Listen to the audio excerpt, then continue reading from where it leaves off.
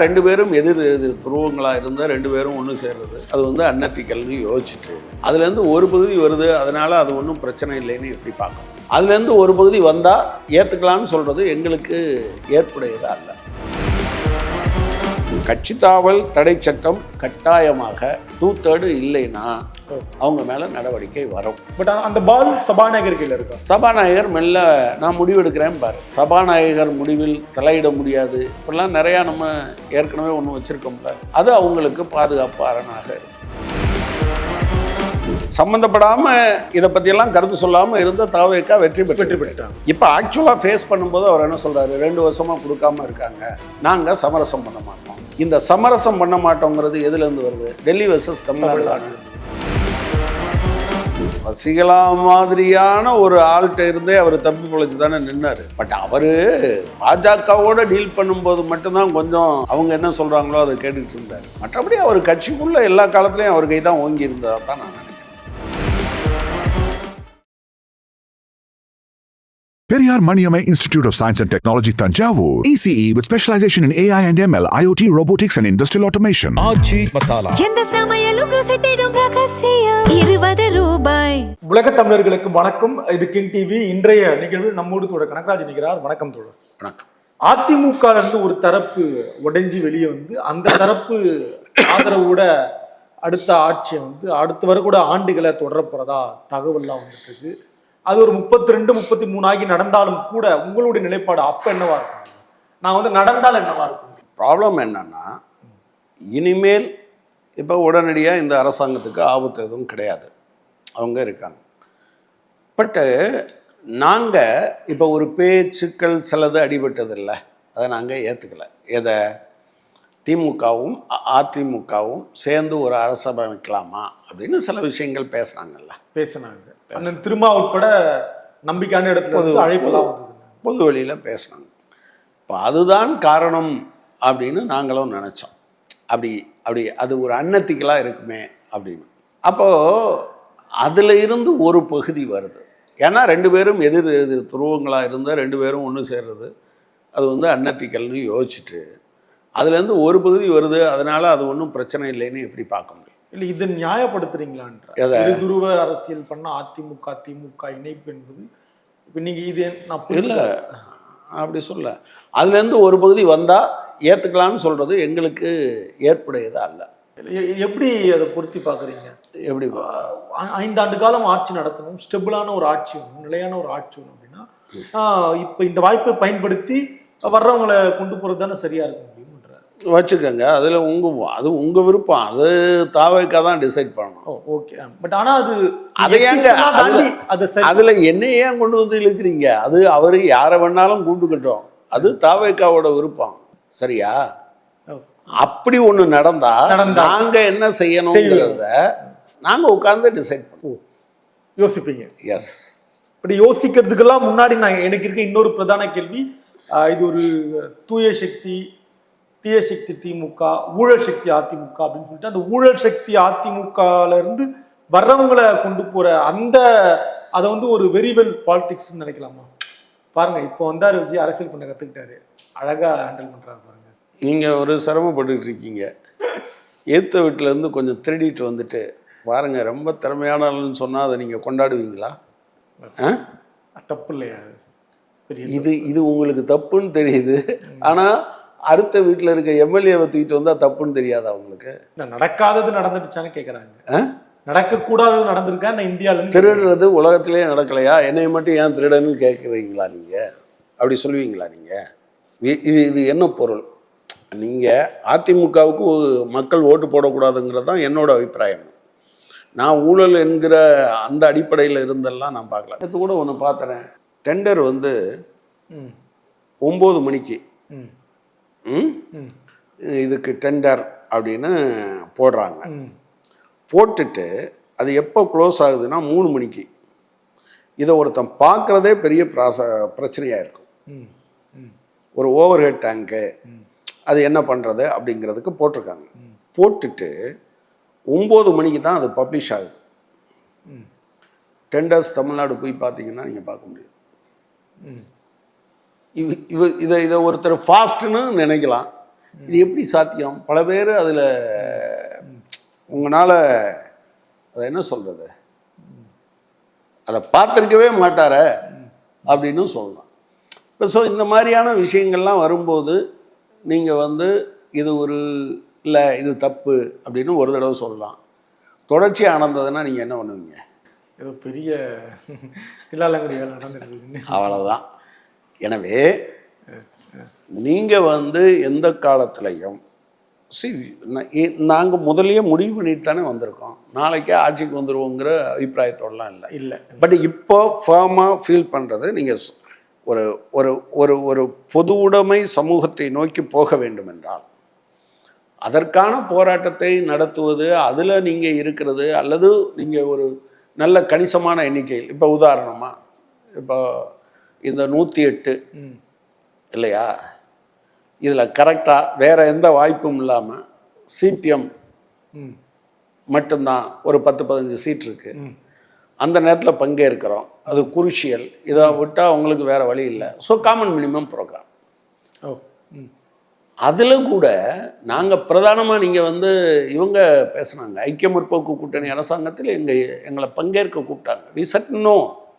ஆனால் நாங்கள் என்ன சொன்னோம்னா, இது காமன் மினிமம் ப்ரோக்ராம், இதை அமல்படுத்துங்க அப்படின்னு சொன்னோம். குறைந்தபட்ச செயல் திட்டம், சரி சரி, இதை அமல்படுத்துங்கன்னு சொன்னோம். இதை அமல்படுத்துறதுக்கு யூபிஏ லெஃப்ட் கோஆர்டினேஷன் கமிட்டி ஒன்று வைங்கன்னு சொன்னோம். இந்த 100 நாள் வேலை இப்போ ஜூலை மாதத்துலேருந்து நிராகரிக்க போகிறான்ல, அந்த 100 நாள் வேலை கொண்டு வந்தது இடதுசாரிகளால். நான் திரும்பவும் அதை வலியுறுத்தி சொல்வேன். மன்மோகன் சிங், மாண்டக் சிங் அலுவாலியா, ப. சிதம்பரம் 3 பேரும் நிராகரித்த பிறகும் கூட ஐக்கிய முற்போக்கு கூட்டணியினுடைய சேர்பர்சனாக இருந்த சோனியா சொன்னாங்க, இதை அமல்படுத்துங்க, இது ரைட் டு இன்ஃபர்மேஷன். ஸோ நான் என்ன பார்க்குறேன், வன உரிமை சட்டம், நீங்கள் இதெல்லாம் இதுதான் எனக்கு வேணுமே தவிர என்னை 4 பேரை பார்த்து சல்யூட் அடிக்கணும், ஒரு கார் கொடுக்கணும், அதுக்கு முன்னால் 4 போலீஸ்காரங்க வரணும்லாம் நான் நினைக்கல. எனவே எங்கள் கட்சி அதை அப்படித்தான் பார்க்கலாம். இந்த கட்சி தாவல் தடை சட்டம் இதெல்லாம் இதில் வாய்ப்பு இருக்கா தொடர் இப்படி மாறி வர்றதுல? அதில் வாய்ப்பு இருக்கா அதிமுகலேருந்து உடைஞ்சு வர்றது? அது இன்னைக்கு இருக்க நீங்கள் கட்சி தாவல் தடை சட்டம் குறித்து நீதிமன்றங்களும் பல நேரங்களில் தங்களுடைய நோக்கத்துக்கு தான் டிசைட் பண்ணியிருக்காங்க வெவ்வேறு விதமாக. நீதிமன்றத்துக்கும் நோக்கமா? இதில் மட்டும் இல்லை, நான் அதான் சொல்கிறேன். உச்ச நீதிமன்றம் சொன்ன பிறகும் கூட ஒருத்தருக்கு பெயில் கொடுக்க மாட்டேன்னு சொல்கிற நீதிமன்றங்கள் தானே இங்கே இருக்குது. இது உயர் நீதிமன்றம் தானே. உங்கள் வீட்லேயும் என் வீட்லேயும் கட்டுக்கட்டாக ரூபா நோட்டு எரிஞ்சு எடுத்திருந்தா நீதிமன்றங்கள் சும்மா இருந்திருக்குமா? தாம் துன்னு குதிச்சிருப்பாங்கல்ல. நீதிபதி வீட்டில் இருந்த பிறகு என்ன குதிச்சாங்க? அவரை ஒன்றும் கிரிட்டிசைஸ் பண்ணால் அது நீதிபதி என்ன, வாட் இஸ் திஸ்? எனவே தான் நான் என்ன சொல்கிறேன், கட்சி தாவல் தடை சட்டம் கட்டாயமாக 2/3 இல்லைன்னா அவங்க மேலே நடவடிக்கை வரும். 3/2 பகுதி இல்லைன்னா. பட் அந்த பால் சபாநாயகர் கையில் இருக்கா? சபாநாயகர் மெல்ல நான் முடிவெடுக்கிறேன் பாரு. இப்போ தான் நீங்கள் ஏற்கனவே கவர்னர் முடிவெடுக்கிறதுக்கு காலம் ஒன்றும் நிர்ணயிக்கலை, அப்புறம் வந்து சபாநாயகர் முடிவில் தலையிட முடியாது, இப்படிலாம் நிறையா நம்ம ஏற்கனவே ஒன்று வச்சுருக்கோம்ல, அது அவங்களுக்கு பாதுகாப்பு அரணாக இருக்கும். இது எல்லாமே ஆளுநரும் அந்த இடத்துல மௌனமாக இருக்கும். ஆளுநருக்கு அதில் ரோல் கிடையாது. பட் சபாநாயகர் இப்போ என்ன சொல்லியிருக்காங்கன்னா 90 நாளைக்குள்ளே முடிவு எடுக்கணும்னு. ஸோ 90 நாள் வரை வெயிட் பண்ணுவாங்க. அதுக்கு பின்னால் சோபாவை பற்றி ஒரு கதை ஓடிட்டுருக்கு. திடீர்னு எப்படி சோபா அவ்வளோ நாள் இல்லாமல், நீங்கள் சிவி சண்முகம் வீட்டில் பிளாஸ்டிக் சேராக போட்டு வச்சுருப்பாங்க. சரி, அப்படியே இருந்தாலும் முதலமைச்சர் வந்து அதில் உட்காந்துக்கிட்டே இருக்க போகிறாரு இல்லையா? எஸ். அதுக்காக ஒரு சேர், ஒரு இது சோஃபா வருமா? ஸோ திரு டிடிவி தினகரன் அவர்கள் குதிரைப்புறத்தை பற்றி பேசுகிறாங்க. திமுக பிரதான எதிர்கட்சி குதிரைப்புறத்தை பற்றி பேச தொடங்கியிருக்காங்க. மறுபுறத்தில் தேமுதிகல இருந்து அவங்க குதிரைப்புறத்தை பற்றி பேசுகிறாங்க. குதிரைப்புறத்தை பற்றி உங்களுடைய கருத்து என்ன? குதிரை ஏதாவது ஓடிட்டு இருக்கா, கவனிக்கிறீங்களா? குதிரைப்புறம் அதான் குதிரை தான் ஒரு பாதி குதிரை போச்சுங்கிறத பற்றி தானே முதல்ல பேசிட்டு இருந்தோம். நான் என்ன கேட்குறேன், நீங்கள் அதில் எதுவும் ஸ்ட்ராங்காக அடித்த மாதிரி இல்லையா? எதில் குதிரைப்புறம் நடந்துட்டு இருக்கு, பெருசாக நடந்துட்டு இருக்கு அப்படின்றாங்க. சரி பேசுகிறோம். அதாவது இப்போ அதை நேற்று எங்கள் மாநில செயலாளர் சொல்லியிருக்காரு, இந்த மாதிரி அதிமுகவிலிருந்து ஒரு பகுதி பிரிஞ்சு வந்தால் அது எங்களுக்கு ஏற்புடையதில்லைன்னு சொல்லியிருக்காரு. ஆனால் காட்டமாக விமர்சனம் பண்ணல, காட்டமான விமர்சனம். இப்போ நீங்கள் பண்ணோன்னு என்ன சொல்லுவீங்க, இதுக்கு தான் அந்த இடதுசாரிகளோட போகவே கூடாதுன்றது எல்லாத்துலேயும் இவன் குறை சொல்லிக்கிட்டே இருப்பான்னு சொல்லுவீங்க. சொல்லாமல் இருந்தால் ஏன்டா காட்டமாக விமர்சிக்கலை அப்படின்னு சொல்லுவீங்க. சரி, ப்ராப்ளம் என்னன்னா, இது இந்த அமைப்பு முறையினுடைய கோளாறுகளை சரி செய்யாமல் நீங்கள் அடுத்த கட்டத்துக்கு போக முடியாது. நிறைவான கேள்வி தொடர். எடப்பாடி பழனிசாமியுடைய ஆளுமை திறன்ல அல்லது நம்பிக்கையில ஒரு பெரிய பாதிப்பு ஏற்பட்டிருக்கு உணரலாமா? நீங்க அப்படி கவனிக்கிறீங்களா? நீங்க பொதுவா இதான் கட்சியெல்லாம் தாண்டி இல்லையே, அவர் அந்த 2/3 பிரிவு வராமல் தடுத்துட்டாரு அவர். சரி இல்லையா, தாக்கு பிடிச்சி தானே நிற்கிறாரு அவர். ஐ திங்க் அவர் நீங்கள் சசிகலா மாதிரியான ஒரு ஆள்கிட்ட இருந்தே அவர் தப்பி பிழைச்சி தானே நின்னார். பட் அவர் பாஜகவோட டீல் பண்ணும்போது மட்டும்தான் கொஞ்சம் அவர் அவங்க என்ன சொல்கிறாங்களோ அதை கேட்டுக்கிட்டு இருந்தார். மற்றபடி அவர் கட்சிக்குள்ளே எல்லா காலத்துலேயும் அவர் கை தான் ஓங்கி இருந்ததாக தான் நான் நினைக்கிறேன். ஸோ இப்போவும் ஓகே, அப்படித்தான் எனக்கு தோணுது. முதல்ல போனவங்க கூட சில பேர் மாறி வந்துட்டது மாதிரி இப்போ சொல்கிறாங்க. அப்போ என்னன்னா, அவங்க இது ரெண்டையும் வெயிட் பண்ணி பார்க்குறாங்க, இவர் தாக்கு பிடிப்பாரா அவர் தாக்கு பிடிப்பாரான்னு. அவரை தாக்கு பிடிச்சாருன்னா அந்த பக்கம் போயிடுவாங்க. இப்போ நீங்கள் தேர்தலுக்கு முன்னாடி டெல்லி விஎஸ் தமிழ்நாடு அப்படின்னு நரேட்டிவ்லாம் செட் பண்ணும்பொழுது எப்போவும் சொல்கிறேன், எப்போவும் இல்லை அதில் தோத்துருக்கீங்கன்னு தானே சொல்கிறாங்க. மண்ணை கவிட்டாங்க. அதில் திமுக கூட்டணி கட்சிகளும் அங்கே தான் மண்ணை கவி இருக்காங்க. விஜய் பாருங்க கரெக்டாக பால் போட்டு ஆடிட்டாரு. இல்லை இப்போ நீங்கள் நான் இன்றைக்கும் சொல்கிறேன். இப்போ நேற்று ராஜ்மோகன் சொல்லியிருக்காருல, கல்வி அமைச்சர் சொல்லியிருக்காரு, இந்த 2 வருஷமாக நிதி கொடுக்காத சம்மந்தமாக ஏதாவது பேசியிருக்காங்களா? இது டெல்லி வெர்சஸ் தமிழ்நாடா இல்லையா? எஸ், டெல்லியை தோக்கடிச்சிட்டாங்க.